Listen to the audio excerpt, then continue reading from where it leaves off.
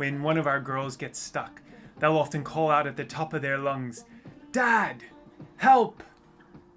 It might be something major, or it could be something as small as finding a missing toy.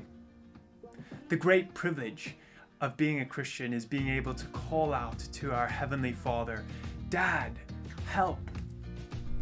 And yet we're often so slow to do that. Maybe because we're proud and self-reliant. We don't want to be that person who needs help. Or maybe we go looking for help in other places, distract ourselves from the problem on our phones or TVs, numb ourselves to it with food or drink. This week's spiritual discipline is about calling out to our Dad. Arrow prayers are short prayers that we shoot up to God from the midst of life. And God calls us to present our request to Him in every situation by prayer, petition, and thanksgiving. That doesn't come naturally to us who are descendants of Adam and Eve, hiding in sin away from God, and so it will take effort.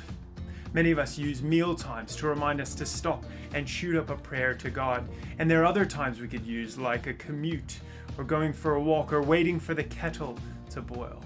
We could make it a habit to say a little prayer while we brush our teeth, or use the toilet rather than just popping the phone out. Through practice, we then learn to pray to God more naturally, thanking Him when we receive good news, or asking for help as we go into a meeting, or praying for the right response in the midst of conversation.